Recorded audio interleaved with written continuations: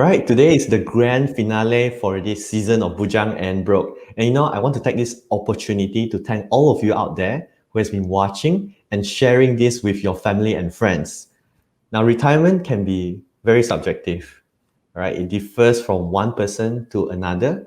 Some may say retirement means you get to travel around the world without worrying about your money.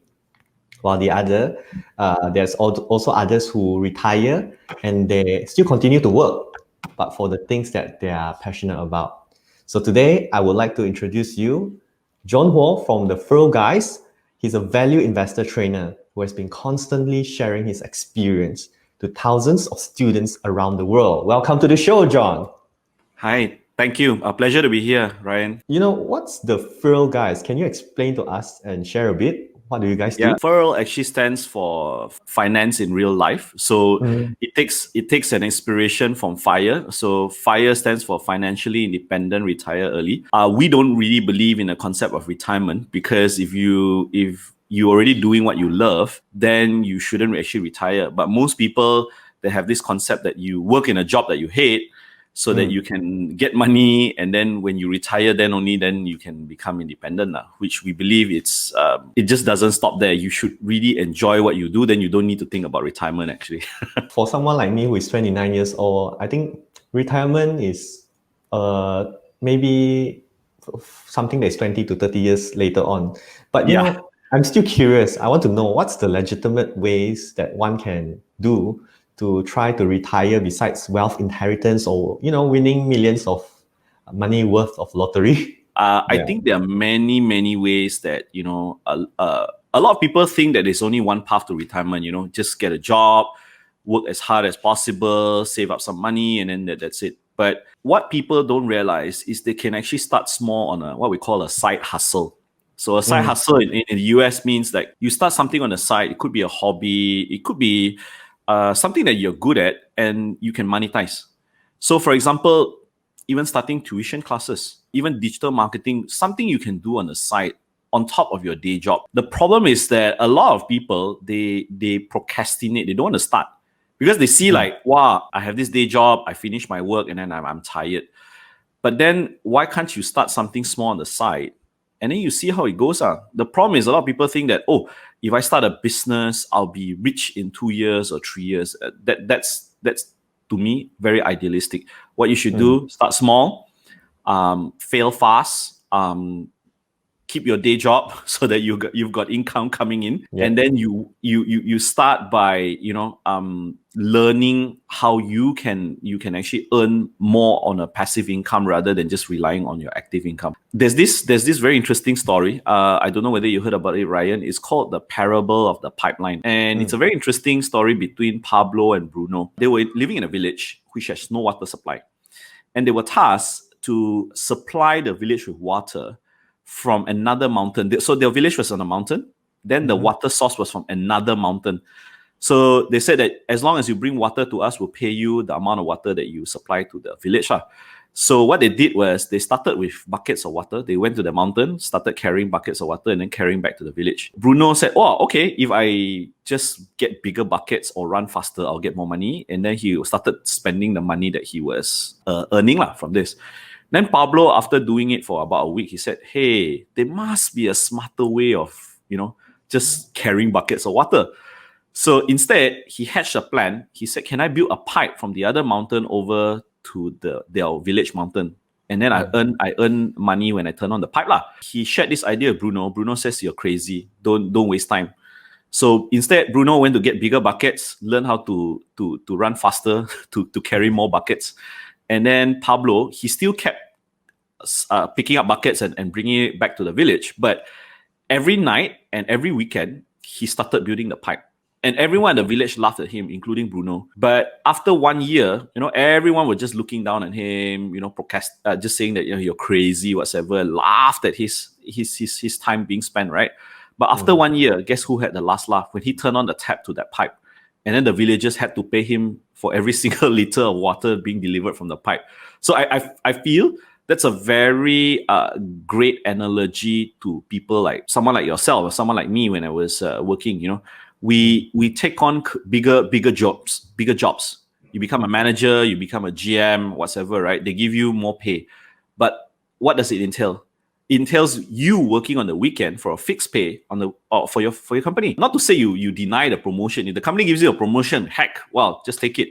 But be smart about how you spend your time on the weekends, on after hours, after 9 to 5. Be smart about your time and start a side hustle. And sooner or later, find something that you love to do, find something you can monetize, and that's it. After a while, you realize, oh, bling, bling, bling, 5 years later, oh, your passive income is more than your active income. So build multiple taps, build multiple pipelines of your income. So it's like basically people can just, it's very subjective to everyone. Some people might love to play music and they want to make money Correct. of it. So part-time, they continue to do what they do, but, do their main job first. And then after working hours, they can continue to do other things first, to build it slowly until one day probably that side income might, I don't know if it goes up good or it's a bonus like that lah. That was literally what I did, because a lot of people ask me, how do you survive? And if you followed my LinkedIn page or whatever, you realize that I had a career in Shell for 10 years. I left to do insurance. I went to do financial planning, and then I became CEO of a public listed company. I helped the company list, and now I'm starting FIRL on my own with my partner MJ. And I don't draw enough income to survive for my expenses today from my business. But what I do have is an investment pot that I can survive on in good times and in bad times, because during the times when I was working in Shell, I learned the skill of investing. I learned the skill of financial planning. I learned the skills of running a business. And I think everyone should start. I have coaching clients that actually have bought terrarium. Okay, I just remembered. You know what they do? They buy these small bottles, and then they actually make plants and put inside these small bottles for decoration purposes. And one of them, if it's a good one, it costs about 3,000 ringgit. I one of my coaching clients that actually do that. I really salute him. It's a hobby. So he think of it like bonsai lah. You plant the bonsai, you trim everything nicely, and then you start charging your clients for that. And then he does it on the side lah. And yet he's still working for an MNC. So hats off to him. Wow.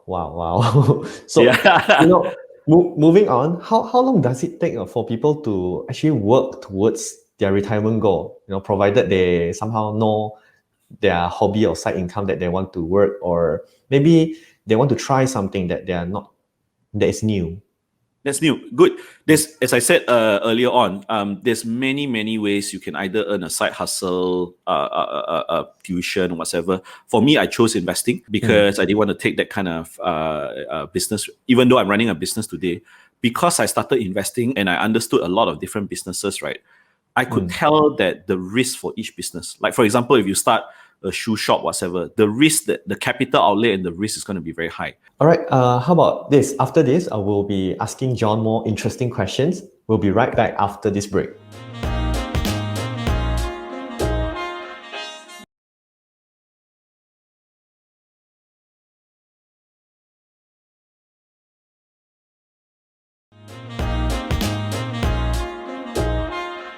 And we're here back with John, our expert of the day, to talk about, how can I retire early and rich?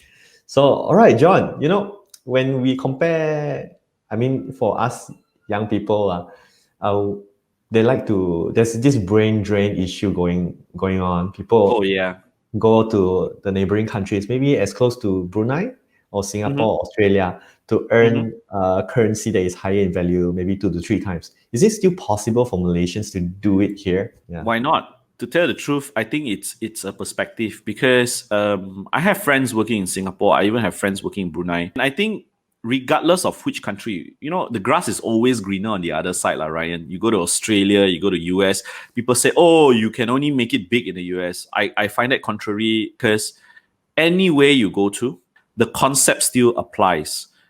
Live below your means, save, learn how to invest. That's how you retire. There's a lot of people's belief is that if you go to a country, your fortunes will change. I find that very amusing, because if you don't get the basics of financial planning right or investment literacy right, regardless of which country you live in, you're not going to retire. You look at the US, they have the most billionaires in the world. And yet, are they poor people? Right? Yeah. You go to Australia, same thing. You go to China, same thing. You go to Malaysia, and I can tell you, Malaysia, as a growing economy, is one of the best place to invest. A lot of people find that, if you should invest in the US. You would be surprised that Malaysia has a lot of investing gems. Some companies have returned 200 times, 300 times, even 500 times your money. The reason for people not discovering that is they don't upgrade their skills. They don't know how to find these companies. They don't know how to invest properly. And I think regardless of where you go to, if you need to earn big bucks because of currency, sure. But always remember, watch what you're spending, because income doesn't necessarily mean wealth. So whatever you earn, let's say you earn 50,000 a month, but you spend 55,000 a month, then you're never going to retire. But if you earn 50,000 a month and you spend only 10,000 a month, oh man, you're looking at retirement probably five to 6 years down the road. You see, It's like the cash flow that they need to know how to manage shit in between. Not necessary that. I mean, some people who earns 5,000, they are able to save more than people who maybe earn 15,000, as long as they know how to save. Yes, and yes, take yes. care of the cash flow. That's right. That's right. Actually, there's this interesting article. I think it was published by the New York Times. It was about a story about Clark. She's in the US. She retired, and no one, even her husband, didn't know about her wealth. She bought stocks as an investment, and when she retired, she had $8 million donated to charity. Now, I wonder, how about the perspective of the mindset of the people nowadays? Okay, because back in 1960, 70, those are the period where people know that they need to save money in order to survive. Correct. So that the children can get to, enjoy A better the hard work. education, or enjoy the hard work. Yeah. So when they are given this sort of privilege due to the hard work by the previous generation, nowadays maybe people are more like, I want things fast. Yes. Instant gratification, that kind of thing. How Correct. how would we Correct. help this build this mindset and awareness for people that, hey, you need to think of the long term a bit, because it's different. Like, I think the younger generation, they have a lot of FOMO, fear of missing out, and that's why they want it fast. They want everything rapid. But you see, I think the only way I would advise young people and even some older people, anything that's fast, most likely is not sustainable. I'm not saying you can't make money fast.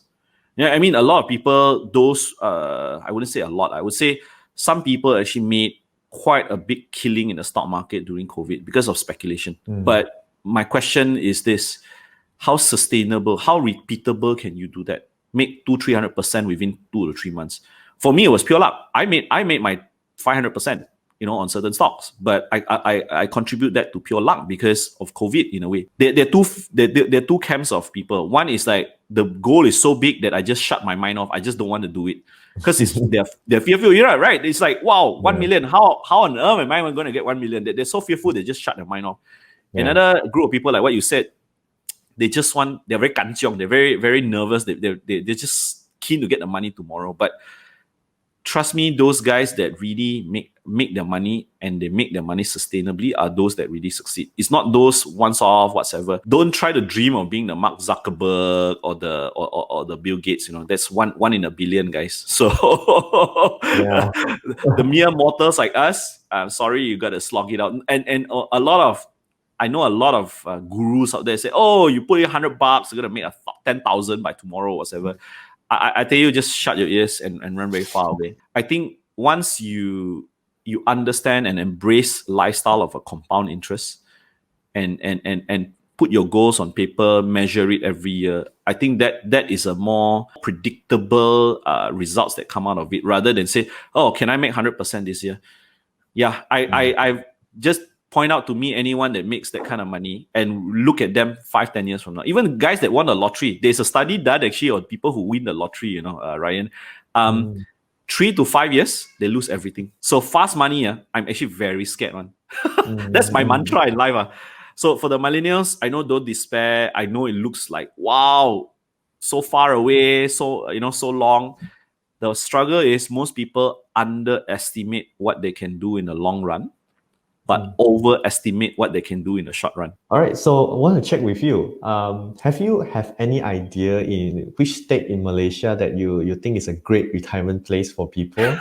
Have you ever come across this sort of question or talks before about this? Yeah, a lot. Even myself. I mean, as some of you may know, I'm actually from Kuching. I've been a Kuching boy, right? When I say this, it's going to be biased. I think Kuching is a fantastic retirement place. Wow, awesome lah, John. Yeah. I think all the You get Sarawakians great. will be very happy right now. Yeah. My parents are still there, big part of the community and society there. Food is great. You've got the sea, you've got the mountain, you have access to an international airport, right? I mean, like, literally, there's probably 10 flights a day to KL. The second consideration I like to look at for a retirement place is actually, besides cost of living, is healthcare, access to good healthcare. Because as you age, you do need critical healthcare just very readily accessible to you. And that's where outskirts cities may lose out in a little bit lah.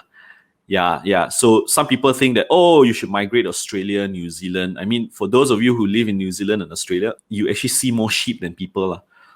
So yeah, you get very clean air and everything, but I think it boils down to individual choices. Like for me, it was those things: cost of living, food, healthcare system, logistics. One more very important thing which I missed out, and this is for me very critical, and that's where I'm a little bit torn now between KL and Kuching, is, do I get to surround myself with what I call like-minded people? Meaning people who are into the growth mindset, people who are always thinking out of the box, people who actually read a lot, people who actually reflect. I've yet to find that group, maybe because I've not stayed in Kuching long enough. I've yet to find that group where I grew. Most of my friends have actually left Kuching, but I find that group readily available in big cities like KL. Obviously, then there's a balance because I find great friends, great thinkers here, but then cost of living is high, the air is more polluted. So to each his own, Ryan. I don't think that there's like people vote, oh, perfect city to stay in Melbourne. Yeah, but if you go to Melbourne and you go to developed countries, you know that it's very hard to find food after 10 p.m. So I guess this is an individual choice, to each his own, but put it down on a list, your pros and cons, because we wouldn't just look at the criteria that you would want for yourself rather than someone else's. Don't copy and say, oh, my friend says Australia is great. Go and try it out lah. Go and try it out. Stay there. Don't stay there as a tourist 1-2 weeks. Stay there for a month. Then you decide lah. Now I wonder, along the way to think about retirement, is it when we reach retirement, by that time we finish paying our loan for the house or the car or everything? By right, you should. And I use the example of parable of the pipeline again. Never have one source of income, right? So once you have multiple sources of income, and once you grow your stocks portfolio, or let's say if you are into properties, your properties portfolio, to then you finish paying off your loans, you paying off your car debts and everything. But you have continuous streams of passive income. What's there to stinge about? You want to buy your Mercedes or your BM or your Ferrari. If your passive income can actually support that, why not? A lot of people think that, to retire rich or whatever, you have to live like a miser. You have to be so thrifty that, you can't even go to Starbucks. Enjoy if you can afford it. A lot of people think that, you have to be super stingy. Stingy in the beginning, yes, please, because as you compound money, you need that extra money that you stinge on to compound. But once you hit a certain passive income level, a certain retirement goal, whatever, go ahead and enjoy. Travel the world, meet new people, open up to new cultures, buy that car that we've always fancied, but don't buy it on active income. Buy it on passive income. You get me? Yes, Enjoy. I mean, like, in your 50s and 60s, I was telling my parents, they worked as civil servants for all their lives. They were teachers. I tell them, go travel now. What you got to worry? Your kids are grown up. You don't need to worry about your own finances. They have EPF, they have pensions and all that. Enjoy. How many more years have you got to live? Yes, I also noticed that in my dad, because he has this saving habit for a very long time. It's so hard for him to spend something more than 10, even.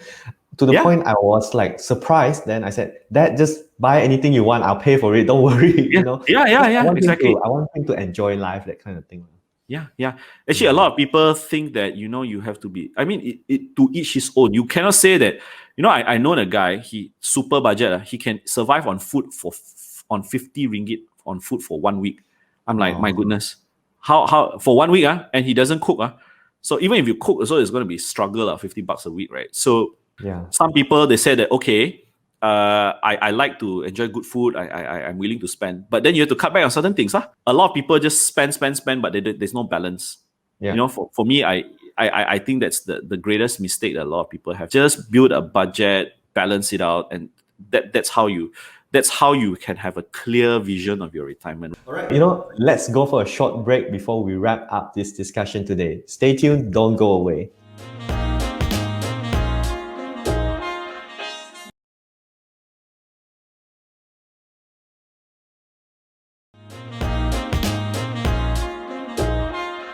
John, I think you have many years of experience in investing and also preparing for your retirement. Do you Yeah. go? Do you read the books that you can recommend to us to check Sure. out? About this. Yeah, there's plenty. I think I had no space in my other bookshelf that I have to pump some of it here. I think you can see it. The first book that really opened my mind was Rich Dad Poor Dad by Robert Kiyosaki. The second book I would highly, highly recommend is this book called Millionaire Next Door by Thomas Stanley and I think William Danko. Yeah, Thomas Stanley, William Danko, right? Millionaire Next Door. The third was actually the story I told you, The Parable of the Pipeline by Burke Hedges. I think the fourth one would be Who Moved My Cheese by Spencer Johnson. Awesome. Last question of the day, John. Yeah, sure. What would be your advice for audiences who wants to prepare to plan to retire? Don't overthink it. Just start. Just start. I mean, there's so many self-help resources out there today. There's no excuse for you not to know. I mean, watch YouTube videos, pick up a book on retirement planning, talk to friends. I know it's very lonely because it's not a very widely spoken topic. There's tons of free resources, Ryan. I mean, on YouTube, on the internet. Download a spreadsheet, start a budget. The problem with a lot of people is that they overthink and they never start. And you don't need to sprint right at the beginning. You start with small jogs. You slowly jog, get your pace, right? Fall down, pick yourself up again. And then if you are willing to spend time to develop yourself, trust me, the resources will suddenly come up. But if you are just thinking about it and not doing anything about it, then everything seems to be a blank for you. And there's no harm to make mistakes. I think only by making mistakes, you learn a little bit more about yourself and you learn how to progress and how to develop. And most importantly, don't stay stagnant and change your mindset. Be willing to grow. Be willing to open up your mind to ideas. And when you put on a different lens, because your mind has changed, right? You've read more, you've talked to more intelligent people smarter than yourself. That's where your lenses change. That's where your mindset actually changes, because you now see things in a different light. Rather than you see negativism, you see positivity, and you actually see opportunities. Awesome. There's a lot we learned from you today. Like, don't be afraid to make mistakes, especially when we were young, because if we start at 20, we make mistakes for the first 2 years, fine. We learn from it and we, grow from it to move forward. Then we also learn about a few ways of investing from your point of view, using EPF, that is a forced saving, PRS, and also fixed deposit, or even property or stocks. Stocks most importantly, which doesn't require that much amount, that you can put as little as 2,000 and every month maybe 100 if you want as a start. Start. There's a lot. There's a planning involved, this and that, but most importantly, start. Start. That's right. So the show has come to an end, but we hope you enjoyed all the episodes of the show. Don't forget to subscribe TVS and share this out there. See you. Thank you so much for having me.